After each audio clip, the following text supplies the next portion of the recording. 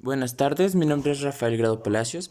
Vengo a presentarles el tema Política Educativa en tiempos de COVID-19 de como trabajo final de la materia Estado de Política Educativa de la maestría en Educación Campo Práctica Docente de la Universidad Pedagógica Nacional, Campus Chihuahua.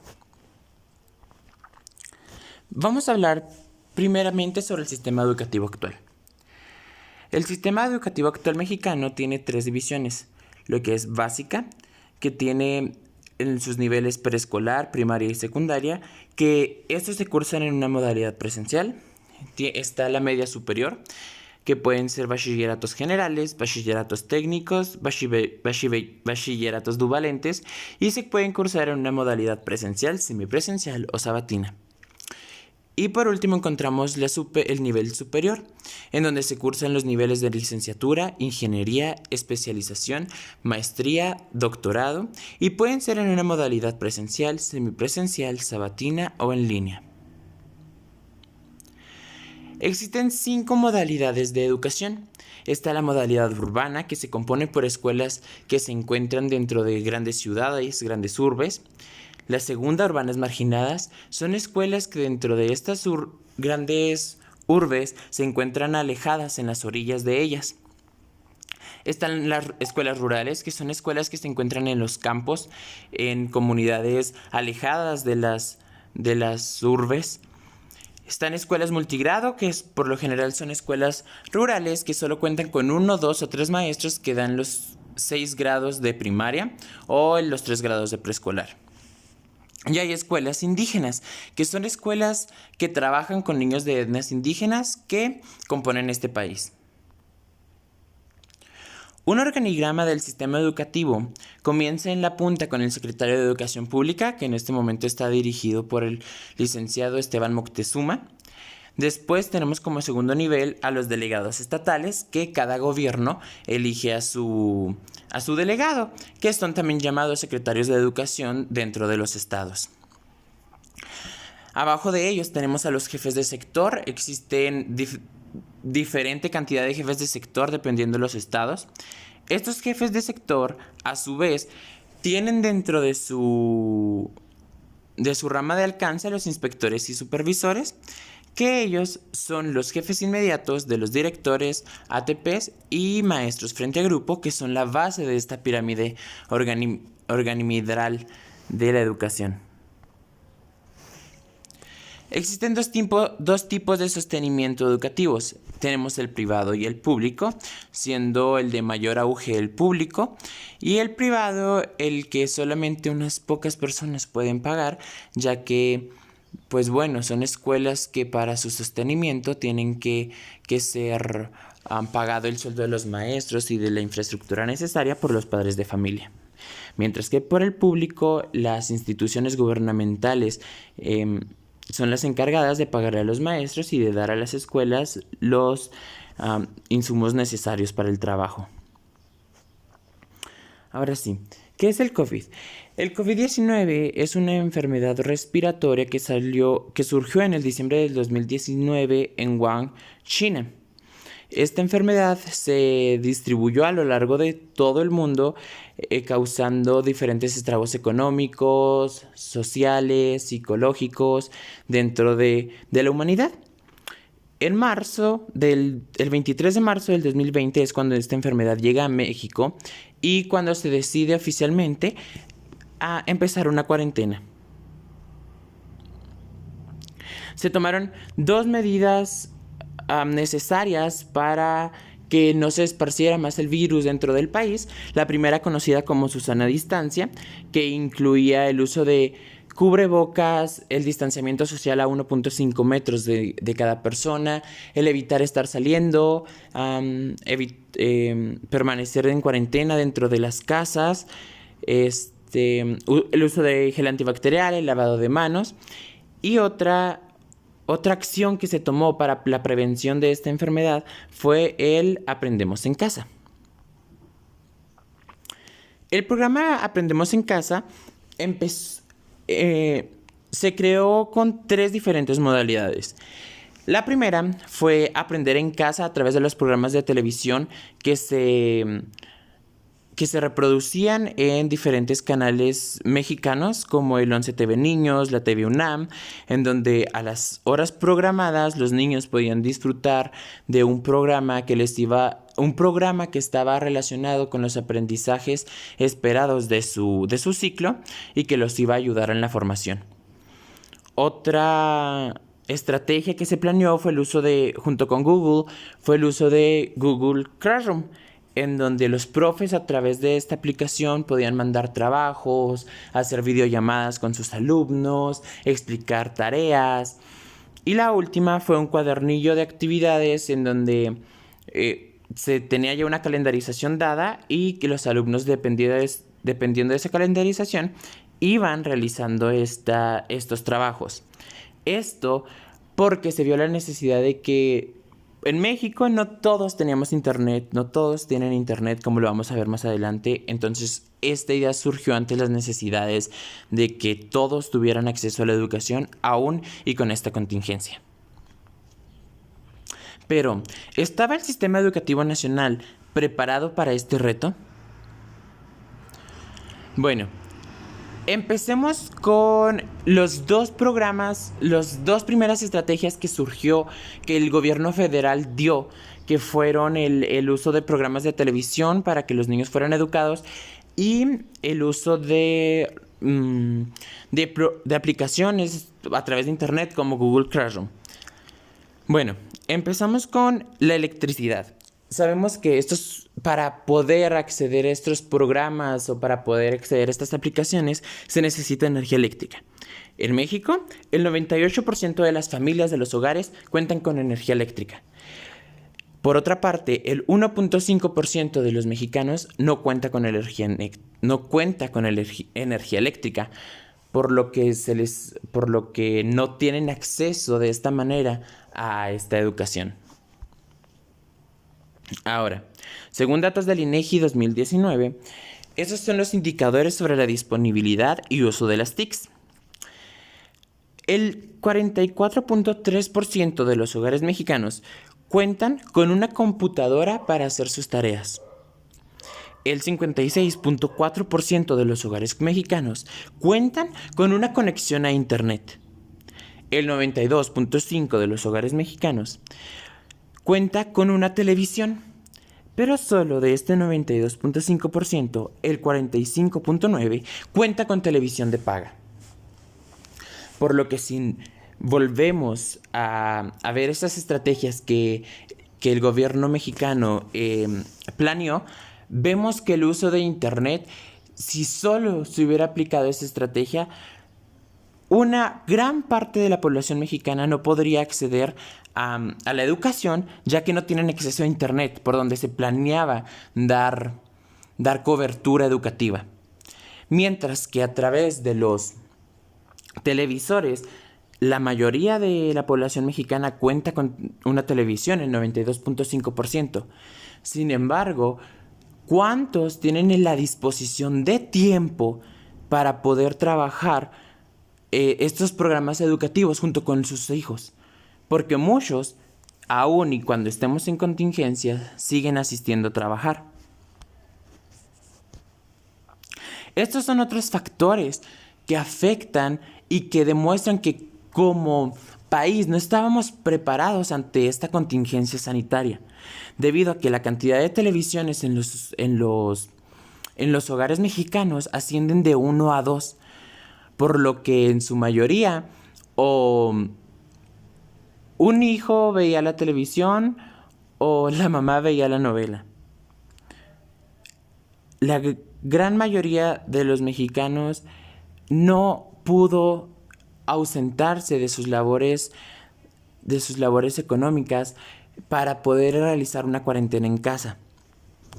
Por lo que este es otro factor que afectó en la manera en la que los estudiantes estaban aprendiendo, ya que si checamos las horas de los diversos programas de televisión que ofertaba la Secretaría de Educación Pública, todos eran en horarios de mañana, cuando la mayoría de los padres tienen que ir a trabajar, por lo que los alumnos tenían que ver estos programas solos.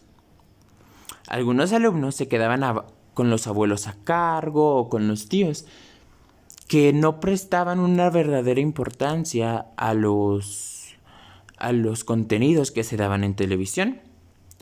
Además, como sociedad mexicana, la economía no es una base estable para la mayoría de las familias, por lo que los problemas económicos y que el niño tuviera que salir a trabajar también fue una afectación que tuvo en la educación.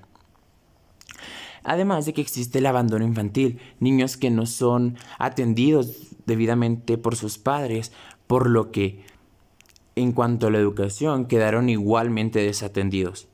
Retos que se presentan y que como sistema educativo no estábamos listos para afrontar. Ahora, en cuanto a la capacitación docente, ¿los docentes estábamos listos para este reto? Bueno, desde el 2018 que el presidente actual de México, Andrés Manuel López Obrador, con el secretario de Educación Pública, Esteban Moctezuma, empezaron a realizar algunos cambios. Entre ellos fue el desarrollo profesional docente y lo que se pretendía que un docente tuviera. Uno de los ejes que ellos incluyeron en este perfil profesional docente fue que se tuvieran las habilidades digitales, algo que otros gobiernos no habían apoyado tanto.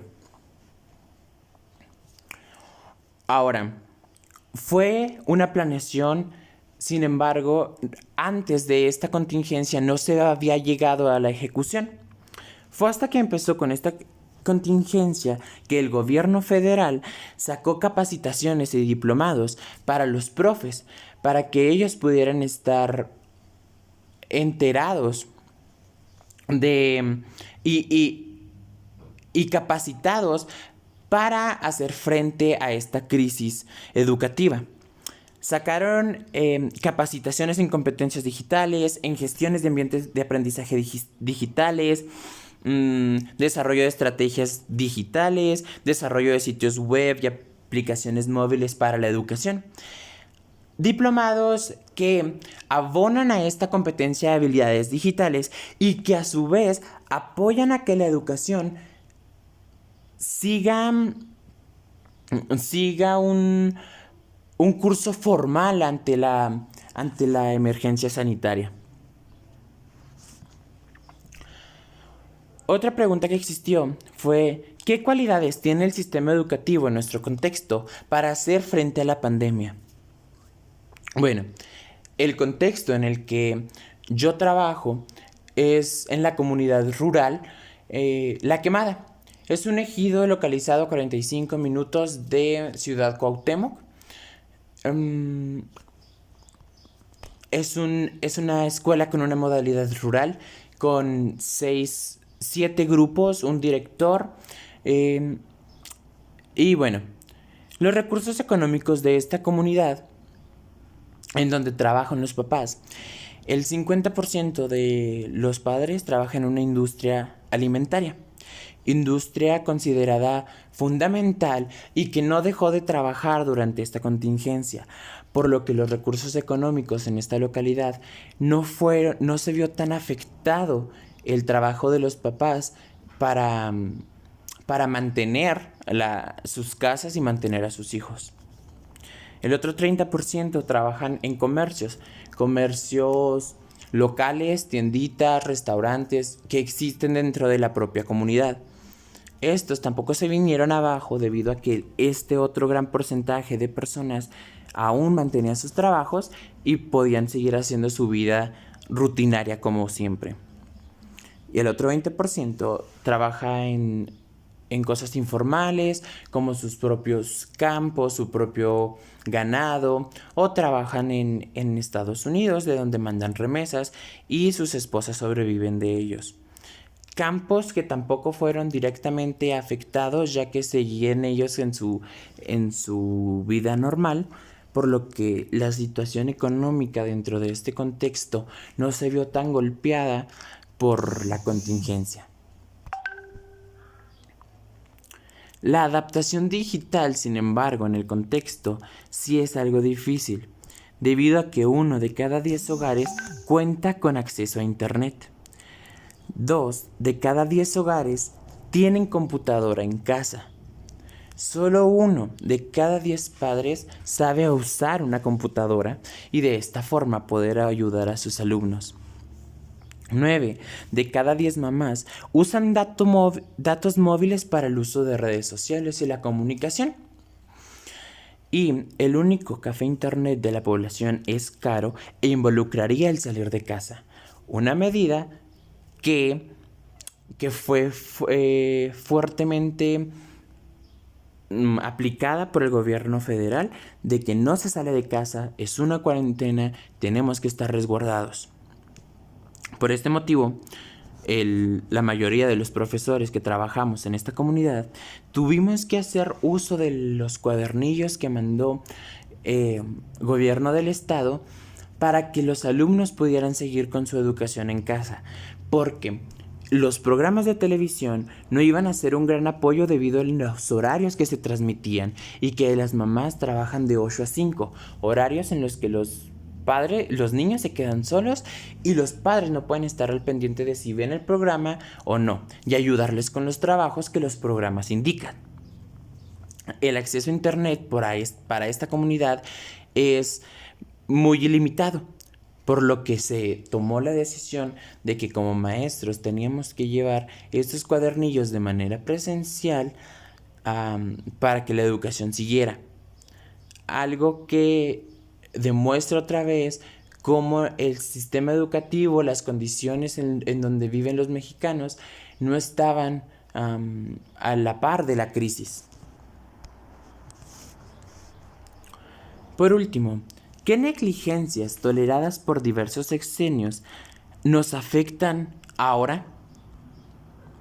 Bueno, voy a hablar en este apartado de las iniciativas en pro de las tecnologías que en diversos sexenios se han dado, pero se convierten en negligencias al no seguir con estas iniciativas, al dejarlas a la mitad. Eso ya se convierte en una negligencia que nos deja en el mismo punto en donde empezamos. La primera fue profesores comisionados a las áreas de computación por el presidente Vicente Fox, en donde profesores que estaban frente a grupo se iban a cubrir espacios como profes de computación en diferentes escuelas, en donde le enseñaban lo básico de las tecnologías a los alumnos para que pudieran hacer uso del Office, del PowerPoint, del Excel. ¿Qué pasó? El presidente como tal luchó por darle a cada escuela sus equipos de computación para que estos comisionados pudieran hacer su trabajo adecuadamente. En el 2012, cuando Enrique Peña Nieto toma posesión como presidente federal, anula las comisiones, anula estos cargos de profes de computación, por lo que las aulas en las que ya se había gastado dinero, en las que ya se había invertido, quedaron obsoletas y quedaron sin usarse, porque ya no había profes que trabajaran de una manera especializada en esta área. Esa fue la negligencia de esta iniciativa. Otra iniciativa fue el uso de enciclomedias. Igual, esta iniciativa propuesta y llevada a cabo por el presidente Vicente Fox Quesada. ¿Qué pasó? Si bien esta iniciativa fue muy criticada porque era cierto, muchas comunidades no tenían energía eléctrica y los profes, los alumnos no sabían hacer uso de esta nueva tecnología. Bueno, lo que pasó fue que ante tal crítica, tales comentarios, tal renuencia de la población estudiantil y docente, no se le dio el seguimiento ni el mantenimiento necesario a esta gran inversión que se había realizado, por lo que el uso de las enciclomedias pues quedó obsoleto. Otra iniciativa, ya por otro presidente, por el presidente Felipe Calderón, fue la RIEF, la Reforma Integral de Educación Básica, en donde pretendía unar todos los aprendizajes de la educación obligatoria, de la educación básica, para que tuvieran un hilo en donde no se perdiera el salir del preescolar y con la primaria, sino que fuera unado, fuera todo un solo sistema educativo, un solo campo de aprendizajes en donde tenemos que estar trabajando. Sin embargo, lo que pasó fue que con el anulo del nuevo, se anuló este modelo y se implementó el nuevo modelo 2017 con el presidente Enrique Peña Nieto, y lo que pasó fue que pues se perdió todo este avance en cuanto a la iniciativa de la RIEF. Otra iniciativa ya con el presidente Enrique Peña Nieto fue el PIAD, el Programa de Iniciación y Acceso a la Digitabilidad. En este programa lo que realizó fue que entregó tabletas y computadoras a los niños de quinto y sexto grados de primaria para que a través de ellas pues se realizaran algunos trabajos y se empezara a dar una formación en tecnologías a los alumnos. ¿Qué pasó? Este programa perdió total objetividad cuando no hubo un planteamiento correcto del programa, cuando no se instruyó a los profes correctamente, cuando no se pusieron las barreras necesarias para que los alumnos, los padres no pudieran vender las tabletas o no pudieran llevarlas a su casa y convertirlas en algo de juego cuando era meramente educativo. Entonces, esta inversión de millones de pesos que se hizo en pro de las tecnologías, bueno, se perdió completamente debido a que no existió esta objetivización de las tabletas. Después, otra iniciativa igual propuesta por el entonces presidente Enrique Peña Nieto fue México Conectado. ¿De qué trataba México Conectado? Se dotaba a escuelas primarias y espacios públicos como parques y hospitales de internet para que fuera un acceso universal en el país y que todos tuvieran acceso a él.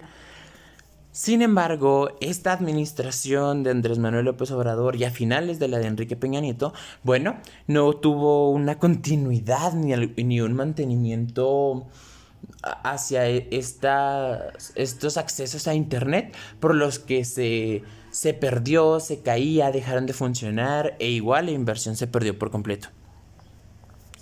Otra iniciativa y por la cual a lo mejor el 92.9% de los hogares tienen una televisión es por Mover a México. Esta iniciativa del presidente Enrique Peña Nieto lo que hizo fue que dotó de televisores que ya no eran análogos a las familias para que pues pudieran ahí ver sus series y programas de televisión favoritos, que ahorita se está usando esta iniciativa del sexenio pasado en pro de la educación, ya que es por ahí por donde se transmiten las principales programas educativos. Como bien mencioné antes, digo las iniciativas que se comenzaron y que pretendían dar muy buenos resultados para la educación en México.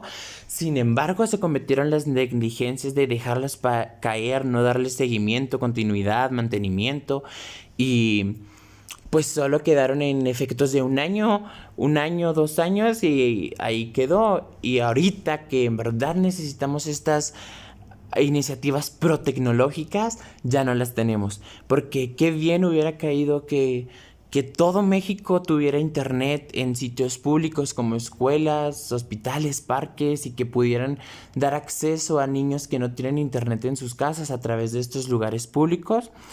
O que los niños de quinto y sexto tuvieran una tableta en donde ahí sus maestros pudieran mandarles trabajos y ellos pudieran crear contenidos.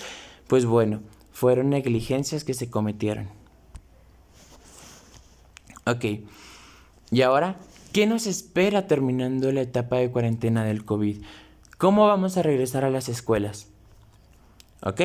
El propio secretario de Educación Pública ha hecho a conocer 9 intervenciones que se va a tener dentro de las escuelas, los cuales van a empezar por comités participativos de salud escolar, en donde papás, doctores, enfermeras, vamos a tener docentes, alumnos, vamos a tener la responsabilidad de tener un lugar higiénico, sanitizado y con mucha limpieza para que la propagación del COVID sea en lo menos posible. Vamos a tener filtros de corresponsabilidad en casa, escuela y salón de clases para que los niños enfermos pues no contagien al resto de la población.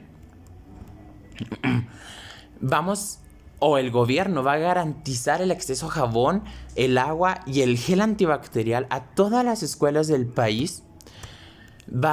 Se va a tener un especial cuidado con maestros y alumnos que estén en grupos de riesgo por alguna enfermedad crónica o por edad avanzada. Se va a hacer el uso obligatorio del cubrebocas y el pañuelo dentro de las escuelas. Se va a mantener la acción de sana distancia para que los alumnos no haya mucho contacto entre ellos, con recreos escalonados, con lugares fijos asignados para cada grupo en su recreo, con una asistencia alternada en la escuela.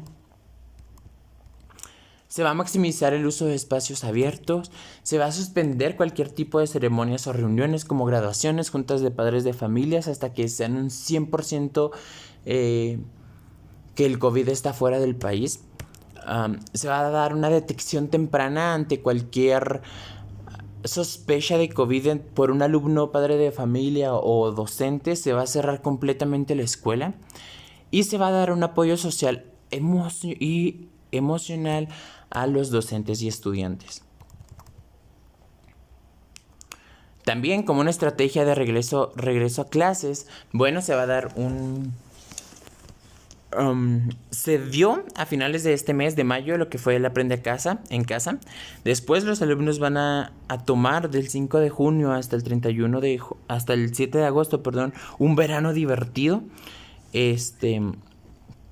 Mientras los profes vamos a realizar una valoración del ciclo, que esta valoración va a ser de acuerdo a los 2 trimestres pasados que ya habíamos evaluado, porque como lo dijo Moctezuma, el 73% de los aprendizajes ya se habían visto, por lo que en un promedio vamos a sacar la última calificación del tercer trimestre. Además de que los trabajos hechos en casa por los alumnos se van a tomar en cuenta como apoyo a esta calificación, mas no se va a tomar en cuenta para disminuir la calificación del alumno. Del 20 al 31 de julio, los profes vamos a tener una capacitación y consejos técnicos escolares para ver qué rumbo vamos a tomar en este nuevo vuelta a la normalidad. Y ya del 10 de agosto al 28 de agosto va a haber un curso remedial. El curso remedial lo que pretende es que como profes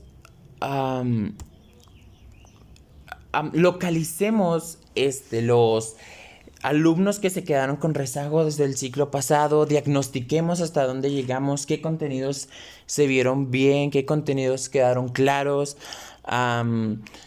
y con esto lograr una alerta temprana a los alumnos que están en riesgo de no lograr los aprendizajes esperados del siguiente ciclo escolar. Entonces, estas 3 semanas que se nos están dando, llamadas curso remedial, va a servir como un diagnóstico de en dónde dejamos a los niños, y también como una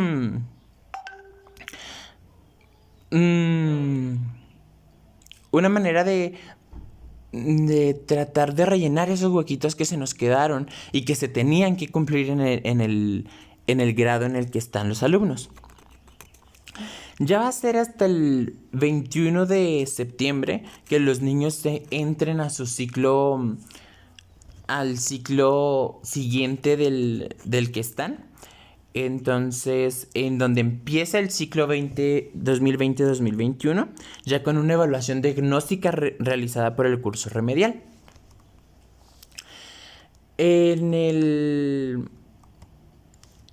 Para el ciclo 2020-2021 se aconseja que el profe que les dio el ciclo pasado sea el que los lleve al siguiente ciclo, ya que él ya conoce dónde se quedó con ellos, qué niños batallan, qué niños están ante una situación de alerta para poder contribuir a sus aprendizajes y pues al logro del cero rezago escolar, cero rezago académico y cero abandono escolar. Este fue el trabajo final de esta materia. Espero haya quedado claro en qué fue lo que pasó ante esta situación de emergencia. Espero haya quedado claro que no tuvimos los medios necesarios, no tuvimos al alcance lo necesario para saber llevar como educación, como escuelas, esta contingencia. Hay mucho más que hacer en cuanto al ámbito educativo. Hay, como padres de familia, como alumnos, tenemos mucho que aprender. Sin embargo, creo que hemos aprendido cosas. Se ha valorado la figura del maestro. Las mamás, los alumnos pasaron tiempo juntos. Se nos ayudó mucho a ser autodidactas. Entonces, fueron las cosas buenas que esto nos dejó. Muchas gracias.